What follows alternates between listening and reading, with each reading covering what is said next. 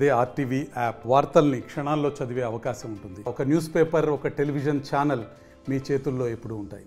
ఏ సంఖ్య ఉన్నటువంటి ఒక యంత్రం ఏ కాన్స్టిట్యున్సీకి వెళ్తుంది అనేది ఎవరి చేతుల్లో లేదు. సంపూర్ణంగా పకడ్బందీగా ఉన్నటువంటి ఒక సాఫ్ట్వేర్, ఆ సాఫ్ట్వేర్ కూడా ఎలక్షన్ కమిషన్ వారే డెవలప్ చేస్తారు.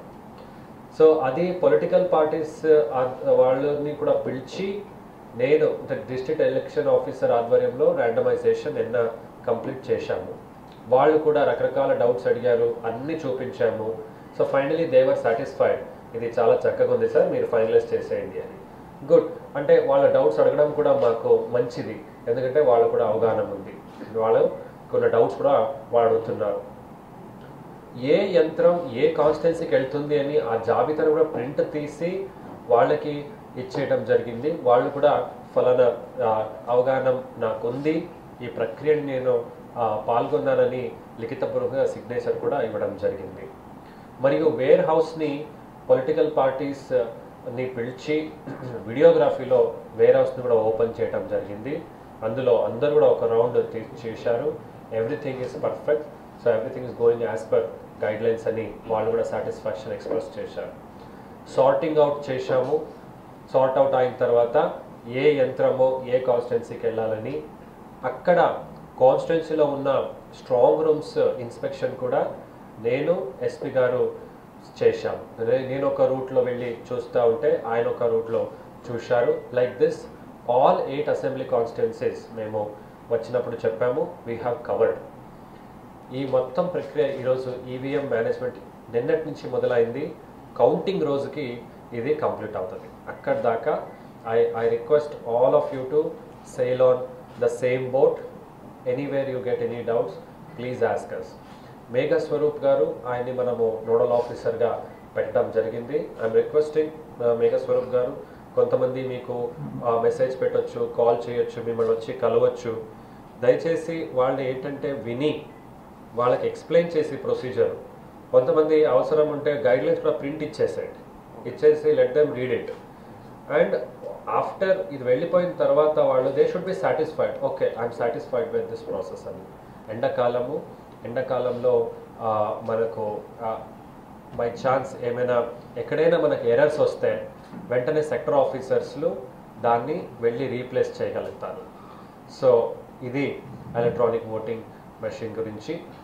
First randomisation already DGT vehicles అని, అంటే అందులో జీపీఎస్ కూడా ఉంది. ఆ వెహికల్ ఎక్కడ వెళ్తా ఉంది అది ఒక ఆర్మడ్ పోలీస్తో ఎస్కాట్ పెట్టి అక్కడికి అందజేస్తాము. దాన్ని ఎవరు రిప్రజెంటేటివ్స్ వచ్చిన వాళ్ళు వెళ్ళాలంటే they can follow and see ఎటువైపు వెళ్తుంది. కంట్రోల్ రూమ్లో కూడా ఆ జీపీఎస్ని పెట్టి మేము ట్రాక్ చేస్తున్నాం, మనం అనుకున్న రూట్లోనే వెళ్తుందా, ఎక్కడైనా డివియేషన్ ఉందా. అంటే ఇట్లా చాలా డీటెయిల్గా దీని మీద జాగ్రత్తని జిల్లా యంత్రాంగం తీసుకోవాలని ఒకటి మీ అందరికీ తెలియజేస్తున్నాను.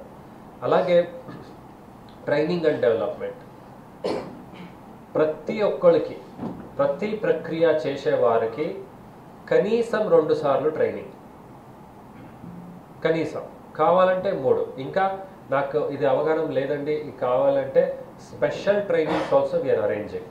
త్రాగునీటి గురించి కొన్ని గ్రామాలకి వెళ్ళి నేను ఇన్స్పెక్షన్ చేయడం జరిగింది. So heat wave summer action plan కూడా రివ్యూ చేయడం జరిగింది. అన్నీ కంట్రోల్లో ఉంది, మనకు ఎక్కడ కూడా 15th జూలై దాకా ఇబ్బంది లేదు.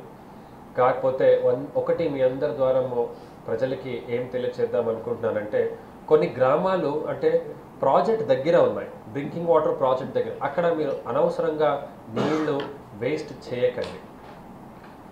బాగున్న గ్రామాల్లో మీరు నీళ్లు వేస్ట్ చేస్తే చివరి అంటే ఆ లైన్లో చివరికున్న గ్రామాలకి 1 లీటరు 2 లీటరు 5 లీటరు 10 లీటరు తక్కువ అయినా వాళ్ళు ఇబ్బంది పడతారు.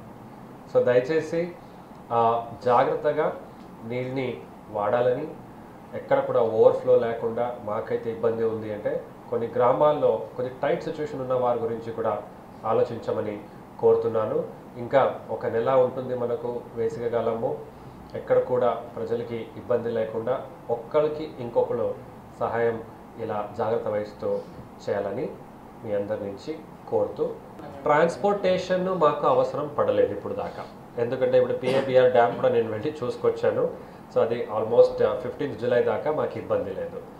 చివరి గ్రామాలకి నీళ్లు చేరటంలో ఇబ్బంది ఎక్కడొస్తుందంటే ఆ మధ్యలో ఎక్కడైనా డ్యామేజ్లు అయితే, లేదా అక్కడ శాండ్ మడ్ బ్లాక్ అయితే, అట్లాంటి లేకపోతే డ్యామేజ్ అయితే, ఇది రొటీన్గా జరుగుతూ ఉంటుంది. ఇది సమ్మరే కాదు, అన్ని టైంలో జరుగుతూ ఉంటుంది.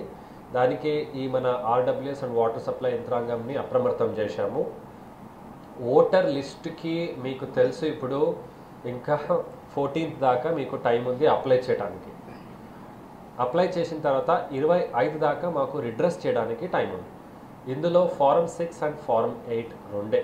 అంటే ఫారం 6 అంటే న్యూ ఓట్స్, ఫారం 8 అంటే మార్పులు చేర్పులు, అంటే కరెక్షన్స్ ఇన్ యువర్ ఓట్. ఆ address your changing, some other details సరిగ్గా పడలేదు, మేల్ అంటే ఫీమేల్ పడింది, ఇలాంటివి మాత్రమే ఉంది. సో ఇది already we are on track, we are not seeing anything. అంటే రోజుకి ఒక కాన్స్టిట్యున్సీకి 70 నుంచి 87 రోజులు నిండి వస్తాయి. సో 7 రోజులు నిండి వచ్చినప్పుడు మన అధికారులు ఏఆర్ఓలు, బిఎల్ఓలు, ఏఆర్ఓలు, ఈఆర్ఓలు దాని మీద చర్యలు తీసుకోవాలి. సో 24 hours మేము మానిటర్ చేస్తున్నాము. We are not putting undue pressure, అంటే తొందరగా చేయమని కూడా మనం చెప్పట్లేదు. They have to verify. Some 7 రోజుల తర్వాత 8వ రోజుకి అవ్వదు, 9th అవుతుంది, 9th day. In any case 25th లోపల we will redress, we are confident.